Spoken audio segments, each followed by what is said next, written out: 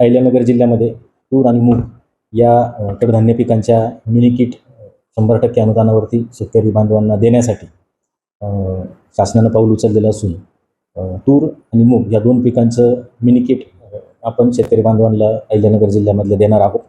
शेतकरी बांधवांनी महा-डी-बी-टी पोर्टलवरती आपल्या लॉगिनमध्ये जाऊन तूर आणि मूग या पिकांची निवड करून या दोन्ही पिकांचं बियाणं, सुधारित वाणांचं बियाणं जर आपल्याला आवश्यक असेल तर महा-डी-बी-टी पोर्टलला लॉग इन करून तसा अर्ज कृषी विभागाकडे सादर करायचा आहे. ऑनलाईन पद्धतीनं लाभार्थ्यांची त्या ठिकाणी सोडत निघणार आहे.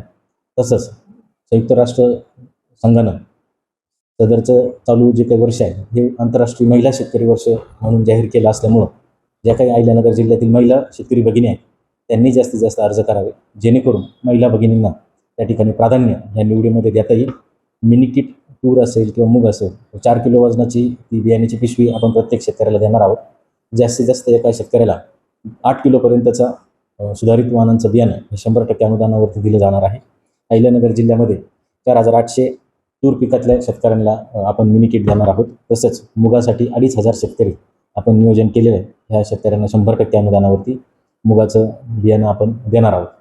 प्रत्येक मिनी किटचं वजन हे 4 किलोपर्यंत आहे आणि जास्तीत जास्त 1 एकरापर्यंतचा लाभ हा शेतकरी बांधवांना आपण ह्या उपक्रमाच्या अंतर्गत देणार आहोत. शेतकरी बांधवांनी महा-डी-बी-टी पोर्टलवरती तातडीनं आज किंवा उद्या किंवा पुढील 1-2 दिवसात आपले अर्ज सादर करावेत असं आवाहन कृषी विभाग करत आहे. जसं खरीप हंगामाला सुरुवात झाली ह्या आर्थिक वर्षापासून आपण सदोष बियाणे आढळणाऱ्या ठिकाणी सुद्धा विशेष करून कांद्यासारख्या बियाण्याच्या बाबतीत आपल्याला शेतकरी बांधवांची फसवणूक झाल्याचं लक्षात आल्यानंतर 2 ठिकाणी जिल्ह्यामध्ये आपण FIR दाखल केलेले आहे. तसंच अहिल्यानगर जिल्ह्यामध्ये भरारी पथकांची सुद्धा स्थापना करण्यात आलेली आहे. तालुका स्तरावरती 14 आणि जिल्हा स्तरावरचे 1 असे अहिल्यानगर जिल्ह्यामध्ये 15 भरारी पथकांची स्थापना करण्यात आलेली आहे.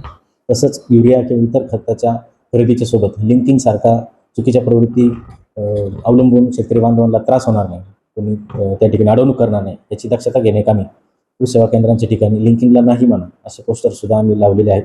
तसंच दर्शनी भागामध्ये शेतकरी बांधवांना जर अडचण असेल, तक्रार करायची असेल तर प्रत्येक कृषी सेवा केंद्राच्या दर्शनी भागामध्ये टोल फ्री क्रमांक हा देखील नमूद करण्यात आलेला आहे. शेतकरी बांधवांना कृषी विभागाच्या वतीने आव्हान आहे की आपण नमूद केलेल्या टोल फ्री क्रमांकावरती आपल्याला जर आज अडवणूक त्या ठिकाणी होत असेल, लिंकिंगसारख्या प्रकाराला जर आपल्याला बळी पाडलं जात असेल, इतर काही त्रास आपल्याला होत असेल तसा टोल फ्री क्रमांकावरती आपण तक्रार द्यावी. त्या व्यतिरिक्त क्षेत्रीय जे काही कार्यालय कृषी विभागाची, तालुका कृषी अधिकारी कार्यालय असेल, सहाय्यक कृषी अधिकारी असतील यांच्याकडे आपण आपली तक्रार नोंदवावी.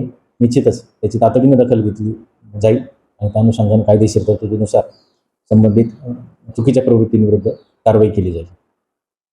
कडधान्य आत्मनिर्भरता अभियानांतर्गत अहिल्यानगर जिल्ह्यामध्ये कडधान्य पिकांच्या प्रक्रिया आणि पॅकेजिंग युनिट्सला कृषी विभागानं अनुदान देण्याचं नियोजन केलेलं आहे. अहिल्यानगर जिल्ह्यामध्ये शेतकरी उत्पादक कंपनी असतील किंवा वैयक्तिक शेतकरी असतील किंवा गाव पातळीवरती कार्यरत असणाऱ्या कृषी पतसंस्था असतील, प्राथमिक कृषी कर्ज पुरवठा करणाऱ्या ज्या काही सोसायटीज आहेत त्या लाभ घेण्यासाठी पात्र आहेत. यासाठी अहिल्यानगर जिल्ह्यामध्ये आपल्याला लक्षांक प्राप्त झाला असून जी काही कागदपत्रांची पूर्तता आहे तालुका कृषी अधिकारी कार्यालयाच्या मार्फत आपण आपले प्रस्ताव सादर करावेत. यामध्ये इच्छुक असलेल्या शेतकरी उत्पादक कंपनी असतील, वैयक्तिक शेतकरी असतील यांनी या योजनेमध्ये सक्रिय सहभाग नोंदवावा आणि आपल्याकडं हरभरा, मूग, तूर यासारख्या कडधान्य पिकांमध्ये प्रक्रिया करण्यासाठी खूप मोठा वाव आहे. निश्चितच यातून ह्या कडधान्य पिकांचं मूल्यवर्धन होऊ शकतं, रोजगाराची निर्मिती होऊ शकते आणि शेतकरी बांधवांच्या शेतमालाला प्रक्रिया केल्याच्या नंतर किंवा त्यामध्ये मूल्य साखळी विकास जर आपण केला तर जास्तीचे बाजारभाव मिळून शेतकरी बांधवांना चांगला फायदा या ठिकाणी होऊ शकतो. प्रक्रिया केंद्र उभारण्यासाठी, पॅकेजिंग युनिट्स उभारण्यासाठी कृषी विभाग अनुदान देत आहे. निश्चितच सक्रिय सहभाग आपल्या जिल्ह्यातील इच्छुक शेतकरी उत्पादक कंपनी असतील, वैयक्तिक शेतकरी असतील यांनी याच्यात नोंदवायचं आहे असं आवाहन शासनाच्या वतीनं करण्यात येत आहे.